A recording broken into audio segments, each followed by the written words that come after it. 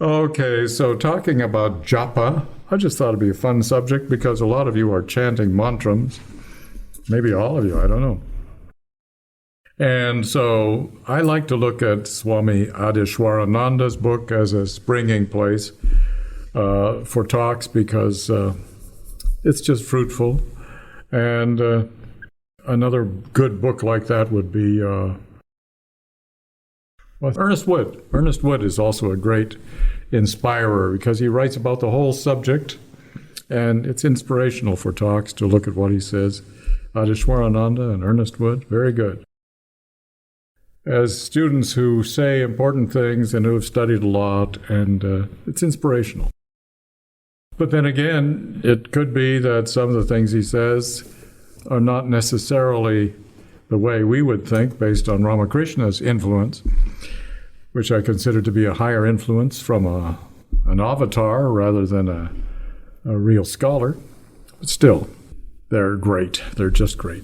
So, Japa, the spiritual practice of repeating a sacred word or phrase.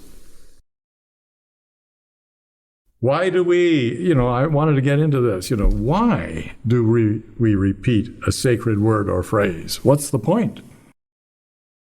Well, doing this helps bring your mind to a state of devotion and concentration.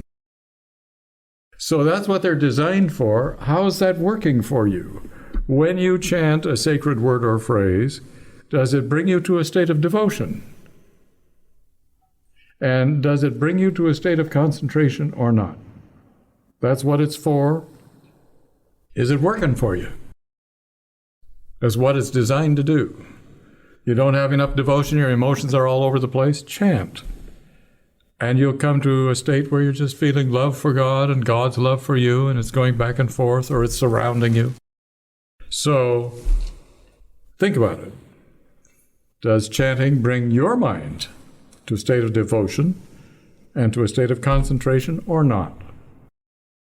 If it's not, pay more attention as you do it, and do it more until this happens every time. You want to chant and go into a state of devotion and concentration fast. If not, review your practice. If you're just putting in your numbers, you're not giving it a chance. Give it a chance. Japa is repetition of key words that are really significant. Key word or key words. It really helps when you chant if you chant with faith and even fervor. Chanting with faith and fervor releases the power of holiness into you and upon you. So that's the next question. Do you chant with faith that this is a meaningful process and that it's helping you connect to spirit everywhere and spirit within?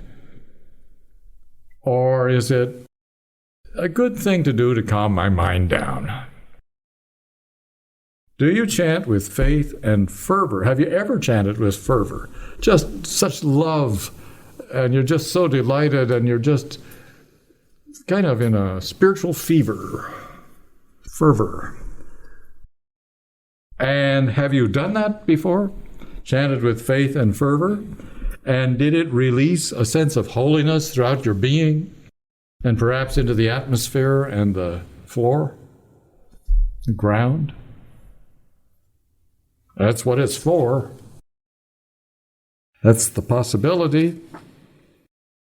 And this sense of holiness will fill your mind with devotion. And as you chant, it gets easier and easier to concentrate. And when you get good at concentration, then you're more easily absorbed. You just forget time and space and ego, and you get absorbed in where this mantra is taking you to, spiritual awareness. And this absorption leads to illumination. In that absorption, you begin to sense your soul and spirit or God everywhere. So, I'd like you to just take a minute to contemplate what I've just said. Is your practice of chanting bringing you fast or slow to a state of devotion and concentration? Do you ever chant with faith and fervor? That would help. And if you've chanted with faith and fervor, did it release the power of holiness? Just an awareness of holiness, wholeness, and the sacred right there where you are. Power of holiness which fills your mind with devotion, leads it to concentration, absorption, and illumination. So I'd like you to contemplate what I've just said for 3 or 4 minutes. Just try to nail it down. This is what you're doing in there. We're talking saint at work, like Yogananda used to say. Put it on your door, saint at work, or saint in development. Okay, contemplate this for a few minutes because it's the key, and if you're just chanting without these things happening, you got to chant with more clarity and more love. Or you got to chant with more determination so that the love comes out. Whatever. Okay. Employ these concepts in your consciousness as you would like, and we'll go on.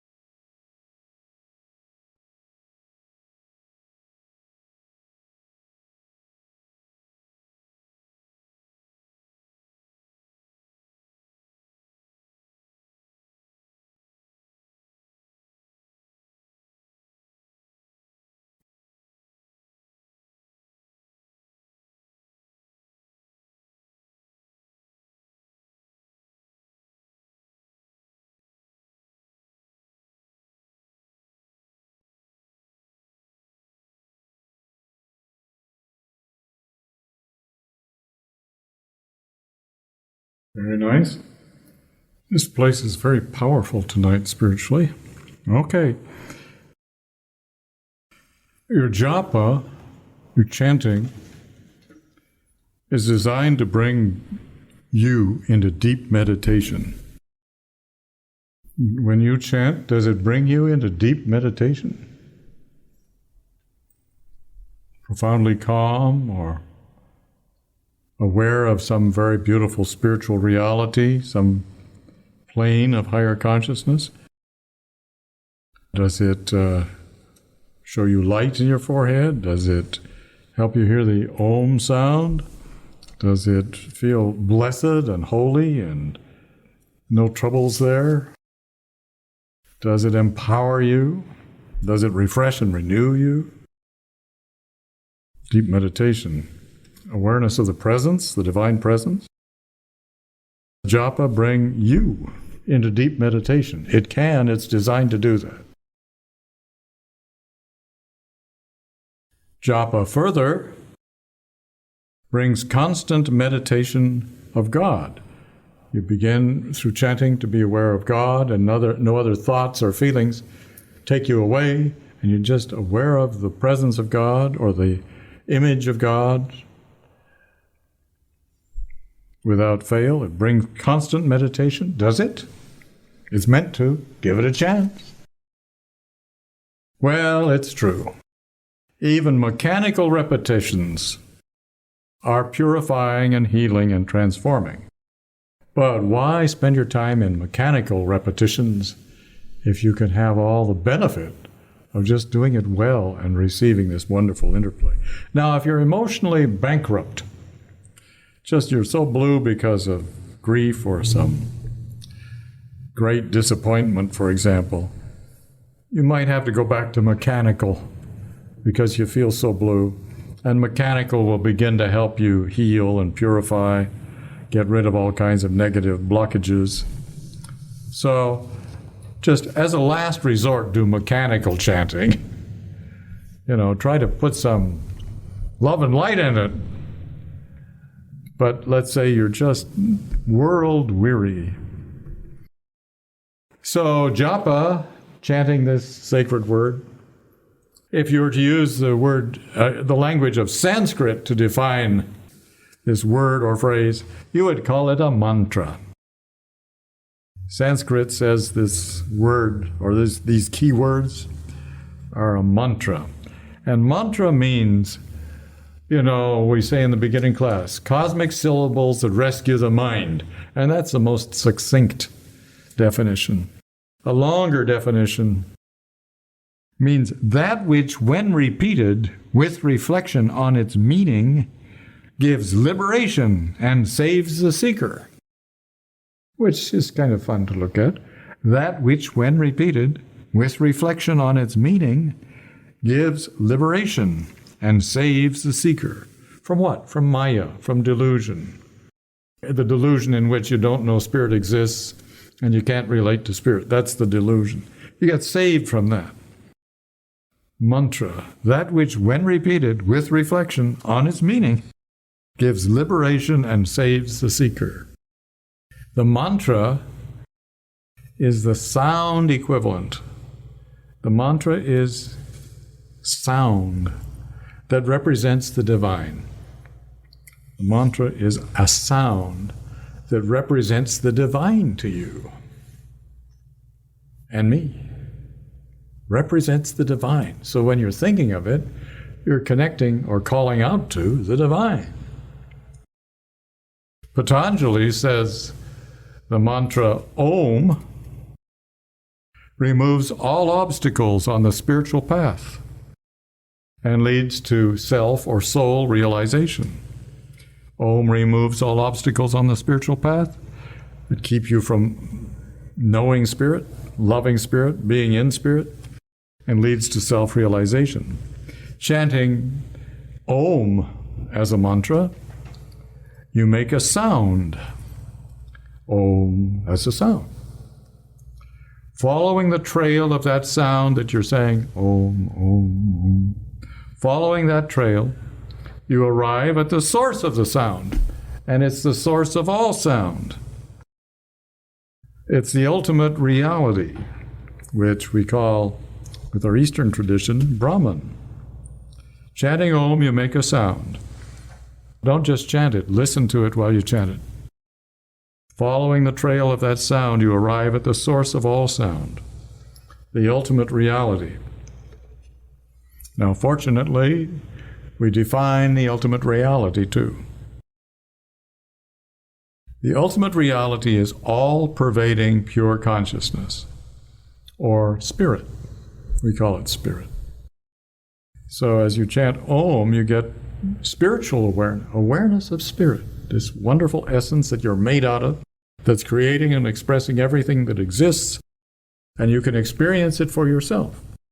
So we're going to pause here to do 5 minutes of meditation.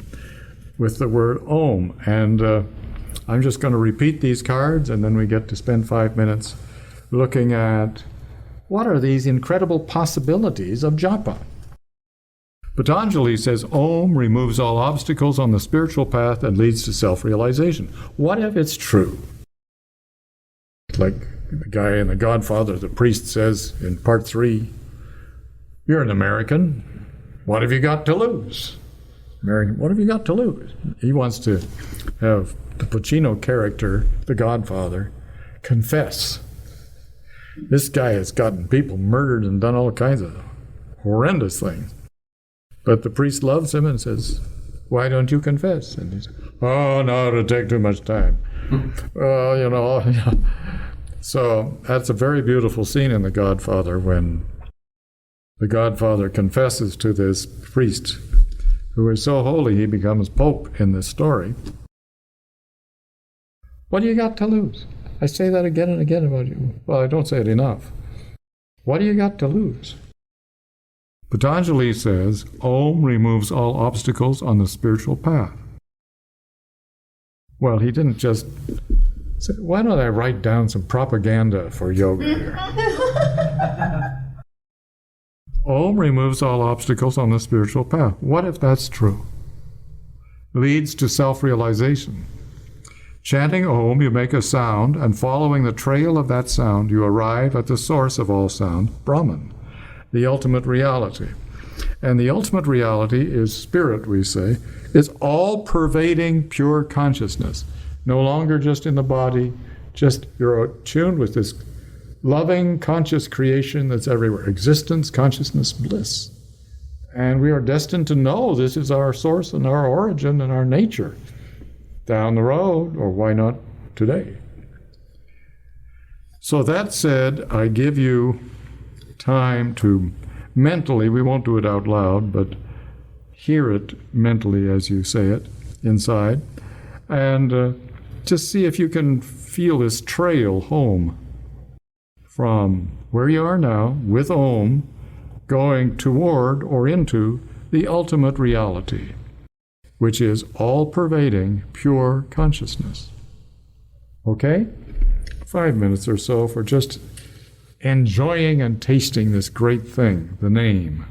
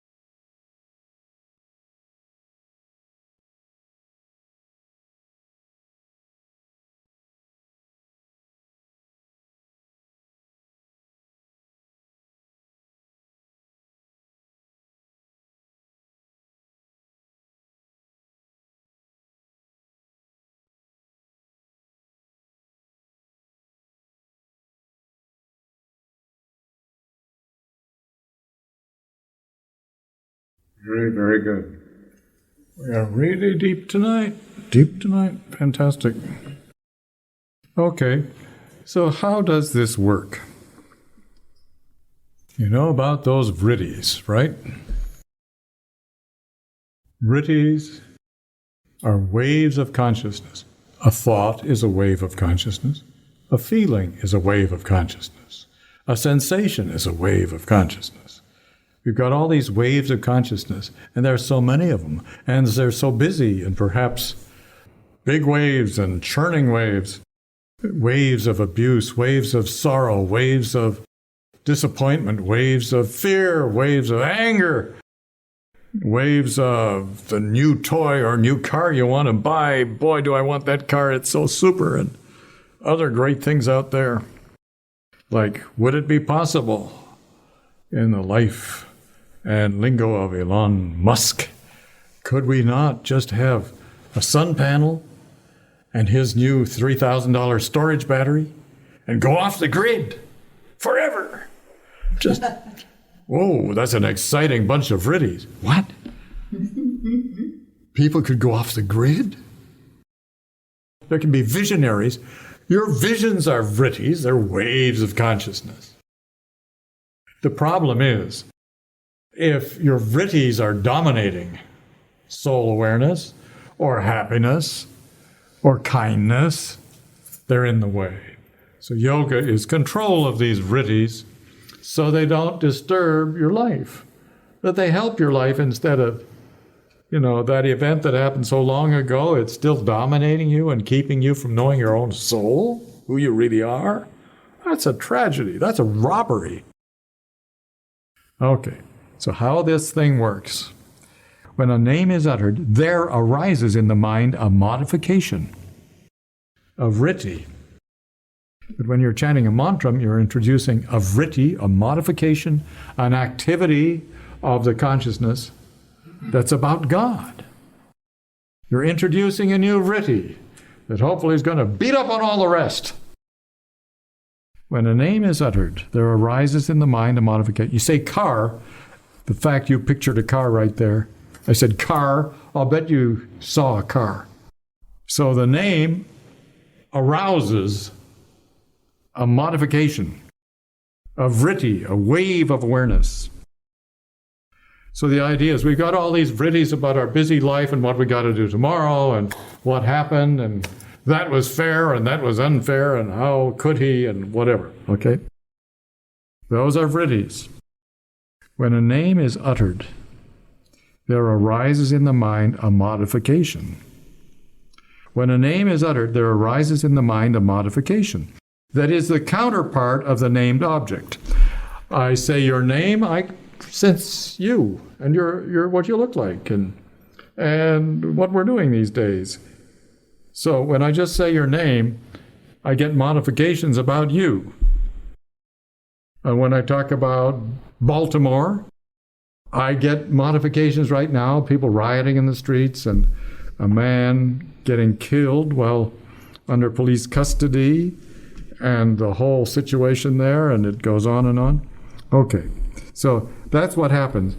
When a name is uttered, like Baltimore, there arise vrittis. One vritti about Baltimore, and then all kinds of other vrittis related to what Baltimore is up to these days. So I said the word Baltimore, and I'm, in my consciousness, many vrittis, waves of consciousness, thoughts and feelings about Baltimore. And that it's Yoga Shakti's hometown. And that he loved the crabs there. He says you go down to Chesapeake Bay, you get a big table, they put some kind of paper across it, and they give you a hammer, and they give you a bucket of crabs, and you just bang away, and you eat these crabs, and he says it's utterly delicious to eat these crabs on Chesapeake Bay. So you get all these vrittis, all these images, by saying Baltimore. So it is with a holy name. You chant a mantra, you're introducing into the whole mix a holy vritti, a holy wave of thought and feeling goes across the mind, creating a holy vritti. So you are capable anytime you want of creating a holy vritti, a holy modification of your consciousness, a wave of thought and feeling. By repeating a sacred word, your mind takes the form of the divine. Your mind is moving in a way that pictures the divine, your sense of the divine. By repeating a sacred word, your mind takes the form of the divine, indicated by that word. Like if it's, you're saying Jesus, you're saying Krishna, you're saying Buddha. The mind takes the form of the divine, indicated by that word. So this is how Japa works. By repeating a sacred word, your mind takes the form of the divine, indicated by that word. And then by constant repetition, the mind becomes one with the divine form and is rendered pure. You can neutralize all kinds of other activity by just chanting the name of the Lord over and over again while thinking, hopefully lovingly. Get your emotions with you instead of against you. You're creating vrittis and modifications that are ideal for going farther. Instead of all this other stuff, we're always thinking of names and forms of people and things, and we're really busy, and there's so much going on. That's what dominates our consciousness. Do you want that to dominate your consciousness? Do you want it to stay there for the rest of your life? Only more and more? Or would you like to introduce a very powerful change of modification of the way your consciousness goes? Would you like to do that? You can do it anytime you want. By constant repetition, the mind becomes one with the divine form and is rendered pure. You're free of thoughts of confusion, chaos. You're just aware of the Lord or Spirit and love and light and wholeness and goodness. And you become aware of your inner self. You become aware of Spirit everywhere, and that delusions of the world don't have to be yours. You can know about them, that you don't have to adapt your life to those delusions. Okay, so that's what's supposed to happen. That'd be wonderful to prove. I got all these vrittis today. I've been at Disney World all day. That's an earworm, But I love it. Okay. You can introduce a vritti that changes the condition you got up there. Okay. But of course, a lot of people like to go to Disneyland and Disney World to get new vrittis. Sad, tired old guys, cynics of the world, go to Disneyland and they come out with a spring in their step. They have been renewed by touching their childhood and the sweet and good things of life. Okay, so I'm moving along to the next stage in our knowledge. Our samskars about the world have deep roots. So much has happened. We've thought and felt deeply about so many things, so many days of our lives and years of our lives. The point that yoga makes is these samskars, these habit patterns of thought and feeling and action that we've got in us, have very deep roots. They cannot be repressed or rationalized away. You try to meditate, you try to be good. Today's the first day of my life, bang. No, it won't work. You've got all these momentums of other thoughts and feelings. They cannot be repressed or rationalized away. You can't ignore them, and you can't try to use your mind to say, well, now I want to meditate and have a new life. They won't let you. Japa, done steadily with devotion, creates a strong counter-samskara of holiness. Those samskaras cannot dominate it. Those patterns of who you were and what you were and the way your life went, they're strong. You can introduce strong counter-samskara of holiness. You can feel holy now. I was ignorant and asleep, and now I'm awake, to the presence of spirit and the holiness of other people and the holiness within me. I'm aware of that, and that can stay with you. This japa, done steadily with devotion over a long time, but you get benefits as you go along, creates a strong counter-samskara of holiness, which first neutralizes all these negative samskaras. First it neutralizes them. They're no longer powerful. You don't have to have them. And then overcomes them. So the last part is, in the view of yoga generally, and especially Kriya Yoga, your samskaras, these habits of life from this life and past lives, are stored in your 6 chakras. And they're deep. And it's really hard to be an enlightened person because the samskaras in our chakras are so deep. Deep memories, deep influences, deep feelings, and deep events. So it's particularly purifying and empowering. You'll do a great job on your samskaras by chanting, by doing japa, but it's very helpful, especially in view of all the storage we got going on in our chakras, of all the events in this life and past lives. It's very helpful to chant a mantra, such as Om, or Om Tat Sat, or another mantra you might know, 10 times in each chakra. You do it in the bottom chakra, then you come up to the sacral chakra.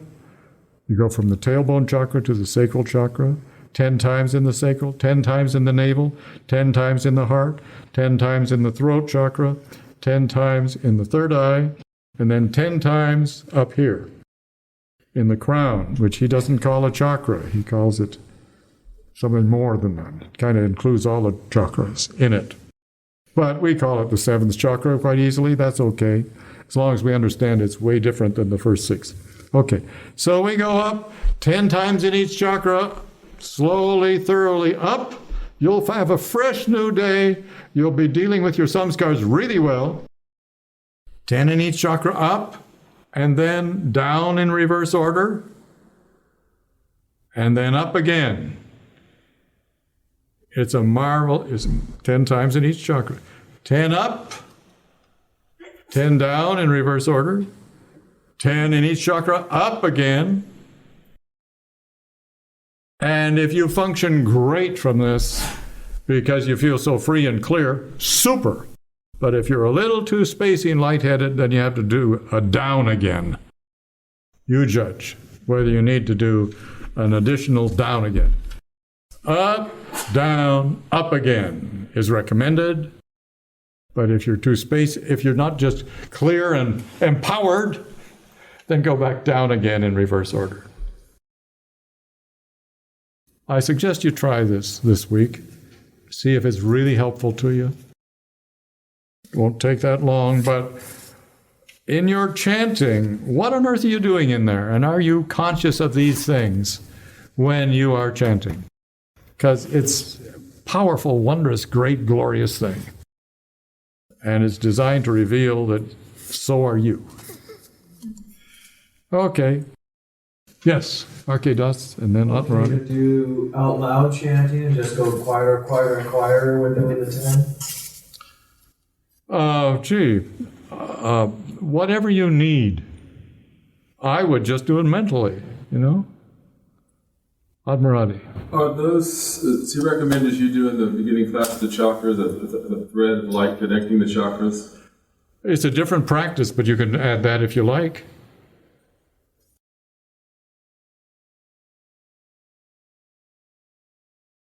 I like you. God bless and keep you.